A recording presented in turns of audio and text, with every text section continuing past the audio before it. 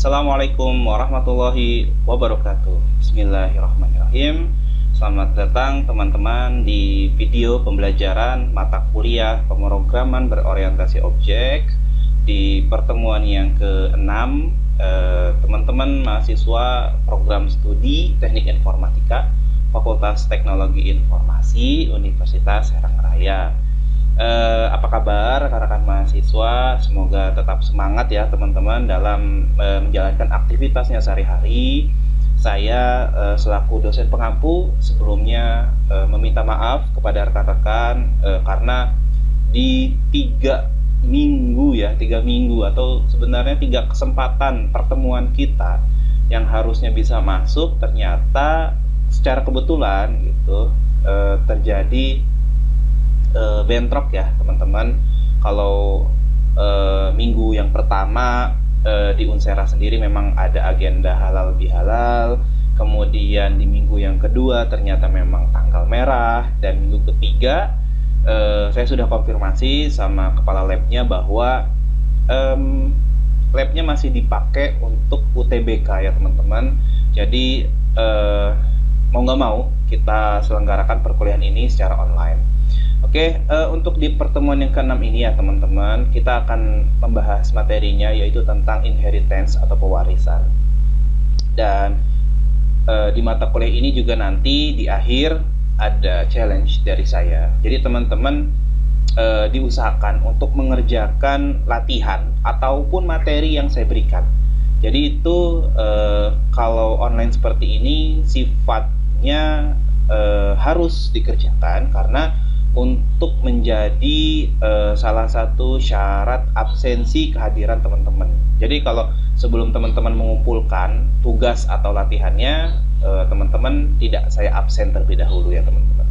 Nah, kita langsung saja ke materinya. Di sini saya sering mengingatkan kepada teman-teman tentang deskripsi singkat mata kuliah, di mana teman-teman bisa baca sendiri di slide, dan ini saya ulang secara terus-menerus ya di tiap pertemuan. Jadi untuk apa? Karena mengingat bahwasanya tujuan di mata kuliah kita yaitu untuk membuat sebuah aplikasi transaksi berorientasi objek, dan teman-teman jangan melupakan tugas utamanya ya. Jadi insya Allah minggu ini adalah minggu tenang. Minggu depan kita ada ujian tengah semester ya teman-teman. Nah, minggu depannya kita sudah mulai presentasi tugas utama. Jadi bagi teman-teman yang sudah dijadwalkan oleh ketua kelasnya dipersiapkan. Karena bagi teman-teman yang tidak mengerjakan tugas utama, mohon maaf, ada 2 kemungkinan. Kemungkinan pertama adalah nilai minim, nilai paling minim ya bisa saya ceritakan. Yang kedua adalah ketidaklulusan teman-teman di mata kuliah saya. Pokoknya tugas utama itu bobot yang paling besar setelah setelah absensi ya. Artinya kalau misalkan absensinya bagus, tidak mengerjakan tugas utama, nilainya minim. Bisa jadi nilai minim itu ya C ya. Kalau misalkan teman-teman absensinya tidak bagus, artinya di bawah 50% atau malah 50% gitu, kemudian tugas utamanya dikerjakan, mau nggak mau, mohon maaf, saya tidak luluskan untuk mata kuliah saya. Oke, selanjutnya untuk capaian pembelajaran hari ini, kita akan membuat dan memahami inheritance pewarisan ya teman-teman. Kemudian mengimplementasikannya di program sederhana, dan kita coba untuk latihan penerapannya di kasus transaksi. Oke, sebelumnya inheritance atau pewarisan di sini teman-teman bisa baca merupakan sebuah pewarisan ya, bahasanya kalau bahasa Indonesia ya pewarisan, artinya memberikan sama diberi gitu ya, memberikan sebuah metode atau atribut ke dalam sebuah kelas yang kelas tersebut bisa dijuluki ya sebagai subclass. Jadi istilahnya ada superclass, ada parent class, atau subclass, atau child class. Jadi nanti kita akan mengimplementasikannya ya teman-teman. Nah, tujuannya ya untuk menghindari untuk duplikasi kode program ya, artinya kalau misalkan kode atau source-nya sama ya ngapain kita ketik lagi, cukup warisan saja seperti itu. Dan kita juga belajar inheritance ini untuk memahami struktur atau hierarki kelas ya pada sebuah proyek. Jadi kelas ini fungsinya buat apa, kelas ini fungsinya untuk apa, dan sebagainya. Oke, selanjutnya untuk latihan penerapannya di sini teman-teman, buatlah sebuah package ya teman-teman yang bernama inheritance.com. kemudian buat 4 kelas. Ini ada 4 kelas ya teman-teman, ada kendaraan, pesawat, perahu, dan utama. Dan teman-teman juga nanti kelas kendaraan di sini difungsikan untuk sebagai super atau parent class, dan pesawat perahu ini jadi subkelasnya. Dan satu lagi ada kelas utama ya teman-teman. Jadi bedakan antara main class sama super class.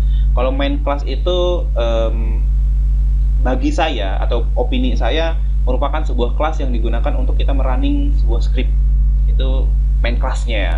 Dan nanti teman-teman kita langsung coba di prakteknya. Kita langsung saja di sini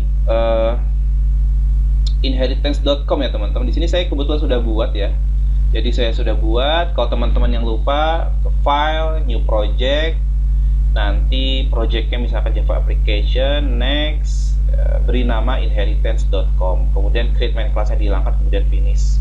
Ya, setelah finish, teman-teman di source package-nya sebenarnya, sebenarnya ini projectnya ya, artinya salah ini, sebenarnya bukan di projectnya tapi di package-nya.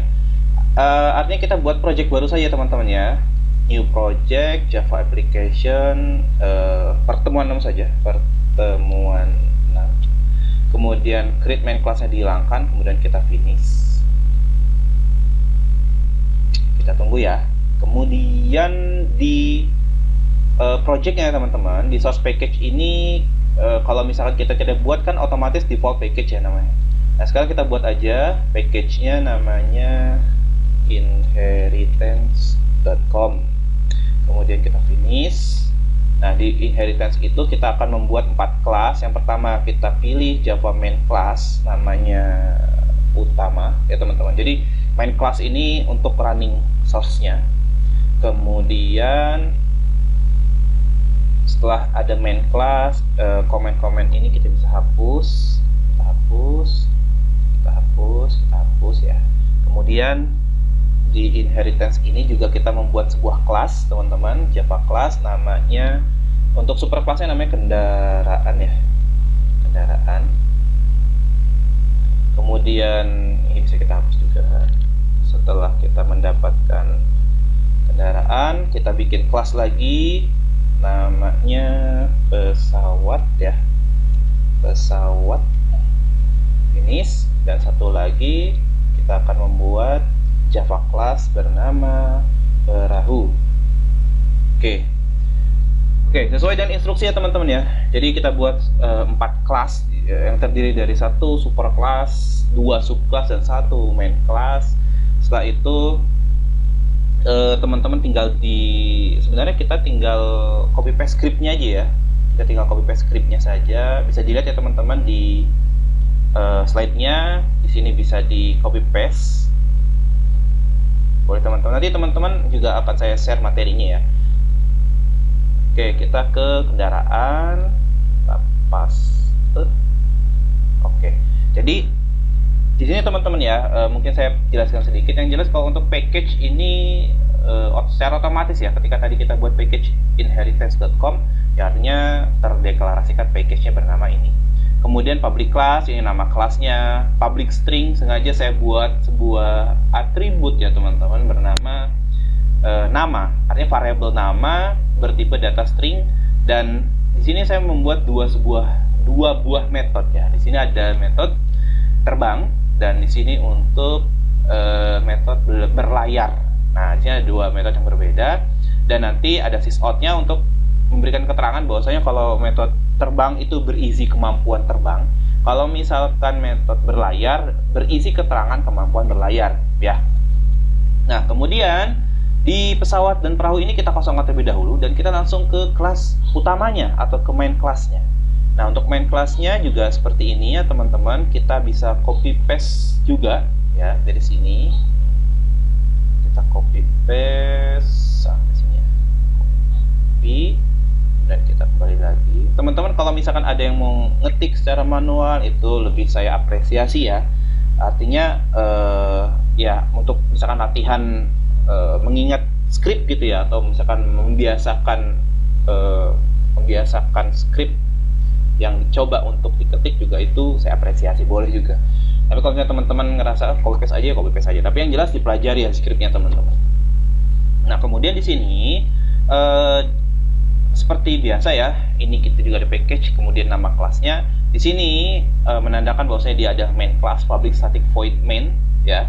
Dan di sini teman-teman kita akan membuat sebuah objek terlebih dahulu namanya objek 1. Nah, objek 1 digunakan untuk tadi ya kita belajar struktur hierarki kelas ya. Jadi objek 1 ini diperuntukkan kepada kelas pesawat ya teman-teman. Jadi objek 1 itu mengacu kepada kelas pesawat. Kalau objek 2 itu mengacu kepada kelas perahu ya teman-teman ya. Kelas pesawat sama kelas perahu. Nah, kemudian untuk namanya, jadi di namanya juga kita kasih tahu ya. Artinya kita berikan isinya gitu. Isi dari variabel nama yaitu pesawat untuk objek 1.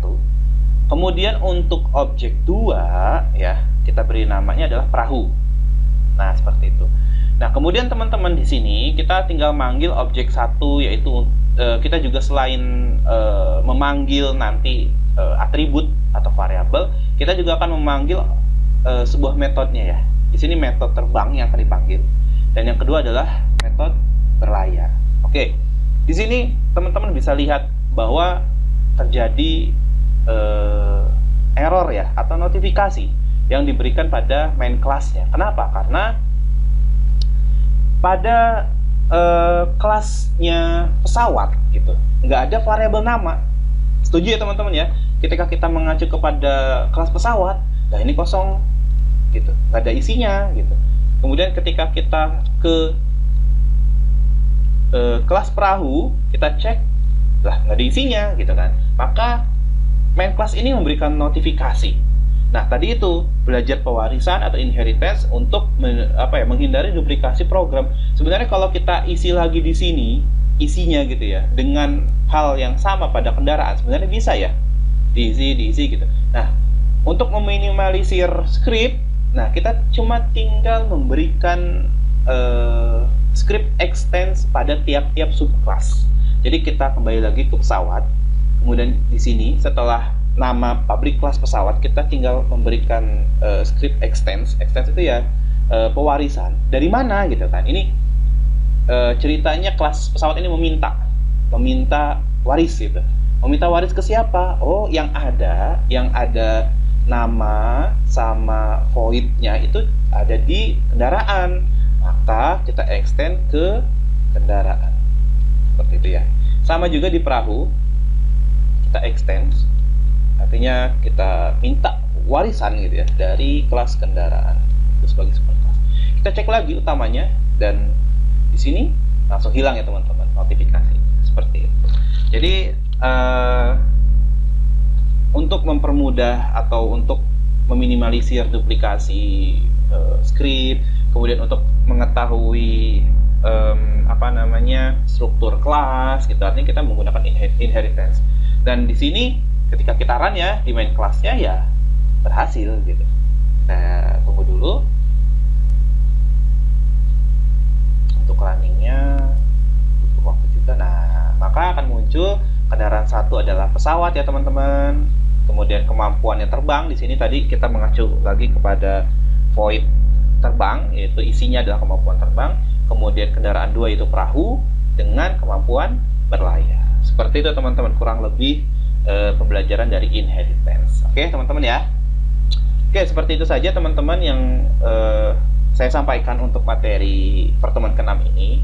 Nah, untuk challenge-nya teman-teman ya, untuk latihan teman-teman untuk mencoba dari sisi materi coba diimplementasikan ke studi case atau studi kasus. Kita lihat di sini. Nah, teman-teman bisa baca challenge dari saya, buatlah 3 kelas ya teman-teman. Kelas ini terdiri dari kelas transaksi, kelas transaksi ini sebagai super kelas. Ada kredit ya teman-teman, di sini ada kredit merupakan subkelasnya, dan saya dalam kurung di situ kelasnya kosong. Berarti seperti tadi, untuk kreditnya harus di-extend ke transaksi nanti. Kemudian di sini ada utamanya sebagai main class. Jadi ada 3 kelas, ada kelas transaksi, ada kelas kredit, sama kelas main class ya, dinamakan utama di sini namanya. Kemudian nanti kelas transaksi berisi metode, jadi teman-teman buat metode berisi program transaksi sederhana ya, isinya input, nama barang, harga, jumlah, dan total. Dan di main kelasnya teman-teman berisi script pilihan menu menggunakan switch case, yaitu cicilan 6 bulan atau 12 bulan.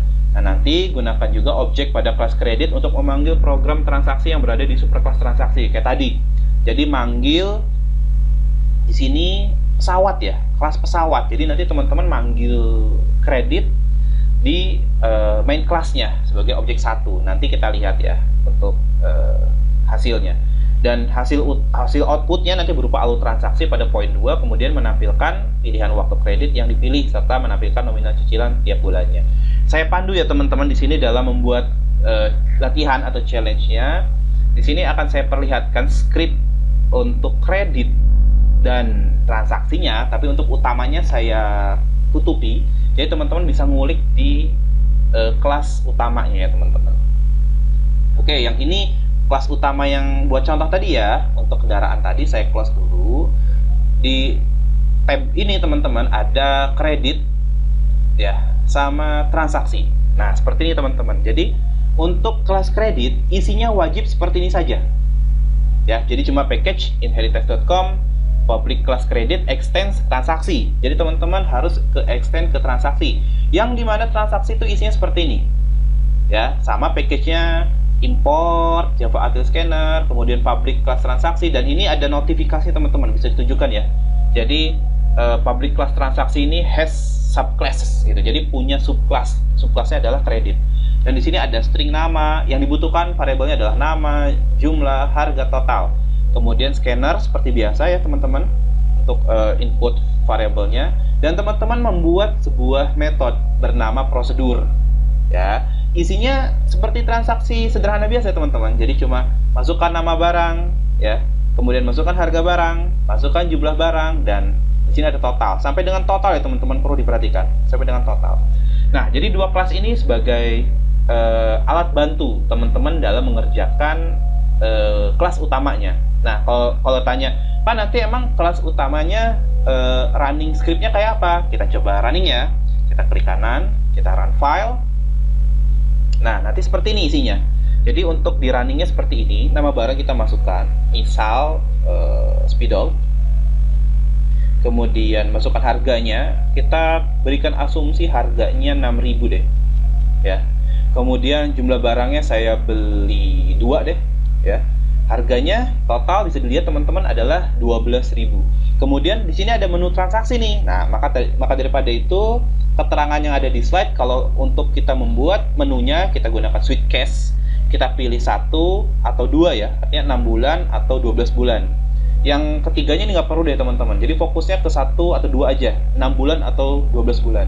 Kalau misalkan saya pilih 1, artinya untuk 6 bulan ini teman-teman ya, ketika total belanjaannya 12.000, kalau kita cicil secara 6 kali, maka rumusnya hanya tinggal dibagi 12.000 dibagi 6 bulan, maka kita akan menyicil 2.000 per bulannya.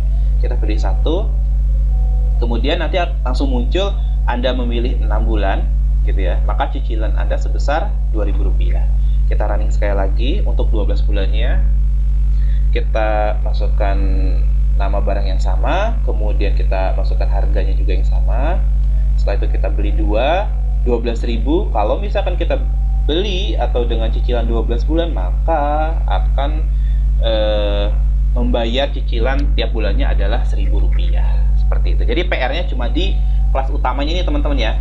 Jadi untuk kelas utamanya ini teman-teman yang buat sendiri. Itu challenge dari saya teman-teman.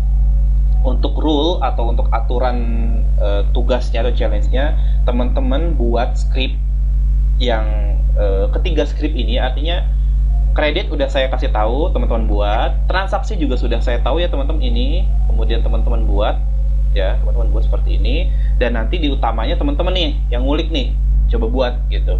Yang di running, ketika di running bukan hampir sama ya, harus sama dengan apa yang saya contohkan.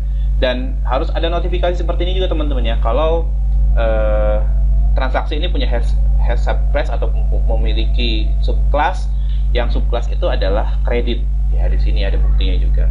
Nah, jadi untuk skrip ini teman-teman rekam ya, record juga seperti saya persis.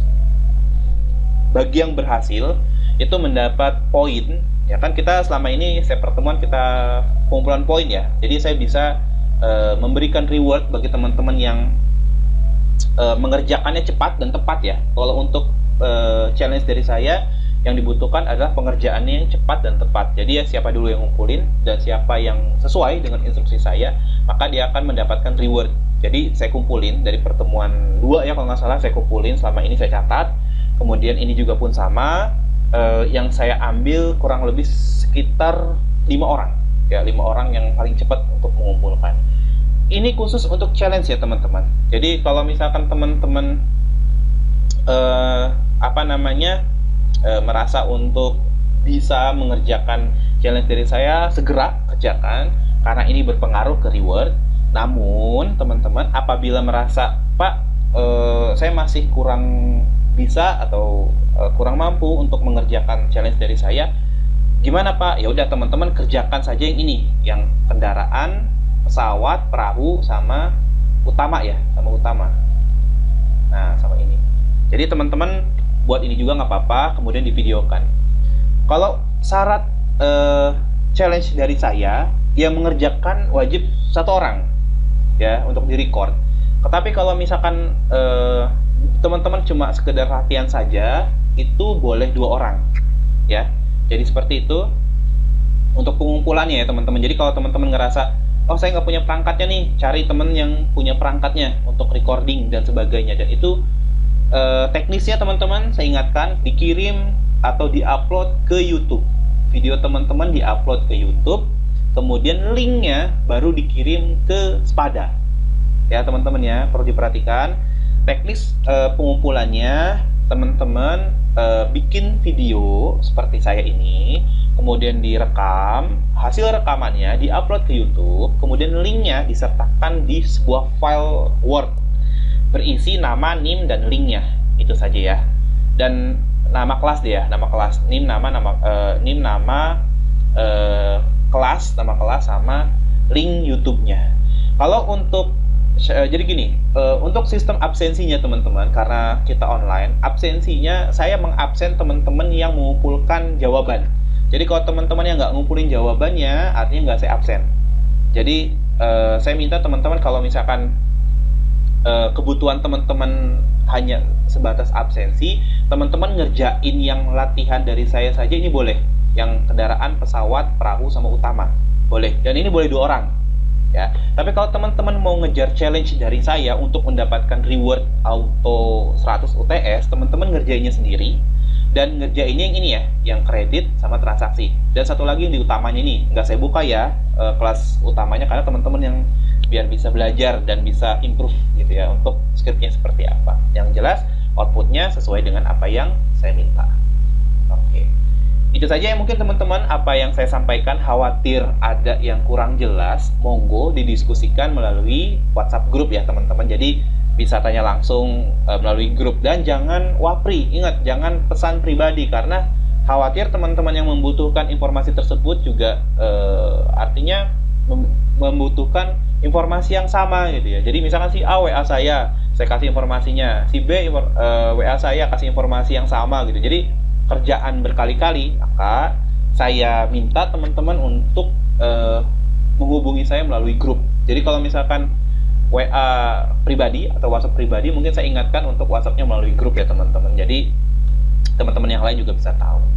Itu saja teman-teman yang bisa saya sampaikan di pertemuan yang ke-6 ini. Saya ingatkan untuk masalah absensi, teman-teman harus mengerjakan minimal latihannya ya, materinya, latihan materi. Tapi kalau untuk mengejar challenge boleh, tapi itu wajib harus sendiri.